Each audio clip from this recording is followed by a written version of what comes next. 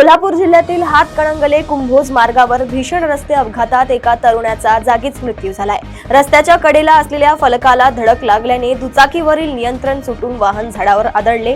या अपघाताची घटना सीसीटीव्ही कॅमेऱ्यात कैद झाली असून पोलीस पुढील तपास करत आहेत। जपानमधील ख्रिस मार्टिन या तरुणीचा मराठी बोलतानाचा व्हिडिओ सध्या समाज माध्यमांवर प्रसारित होत आहे।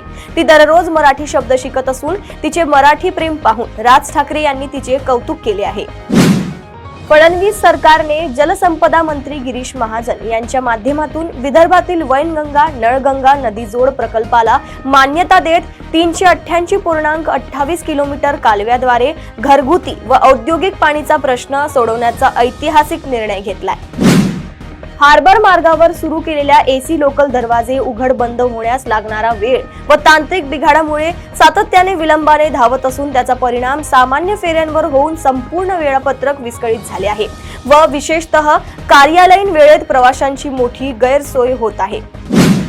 छत्रपती संभाजीनगर जिल्ह्यातील पैठण तालुक्यात चांगतपुरी गावाजवळ चालकाचा ताबा सुटल्याने कार उजव्या कालव्यात कोसळून कारमधील पती पत्नी आणि त्यांना वाचवण्यासाठी पाण्यात उतरलेल्या स्थानिक तरुण असे 3 जण बेपत्ता झाले असून पोलिसांचे शोध कार्य सुरू आहे। अल्पवयीन मुलीचा पाठलाग करून हळदी कार्यक्रमात तिला फ्लाइंग किस दिल्याप्रकरणी कनिष्ठ न्यायालयाने 9 वर्षांनंतर 26 वर्षीय विवाहित तरुणाला, ज्याला 3 महिन्यांचे बाळ आहे, लैंगिक छळ प्रकरणात दोषी ठरवत 3 वर्षांच्या कारावासाची शिक्षा सुनावली। सर्वोच्च न्यायालयाच्या निर्देशानुसार 31 डिसेंबर 2025 पर्यंत उच्च सुरक्षा नंबर प्लेट बसवणे अनिवार्य असतानाही राज्यातील निम्म्याहून अधिक वाहनांनी प्लेट न बसवता रस्त्यावर धाव घेतली असून कारवाई होत नसल्याने परिवहन खात्यावर प्रश्नचिन्ह उपस्थित होत आहे। विदर्भ, मराठवाडा आणि पश्चिम महाराष्ट्रातील काही ठिकाणी सोमवारी झालेल्या अवकाळी पावसामुळे हरभरा, ज्वारी, गहू, बाजरी, कापूस व करडई पिके जमिनीवर पडून शेतकऱ्यांचे नुकसान झाले असून विदर्भात पुढील 3 दिवसांसाठी हवामान विभागाने येलो अलर्ट जारी केला आहे।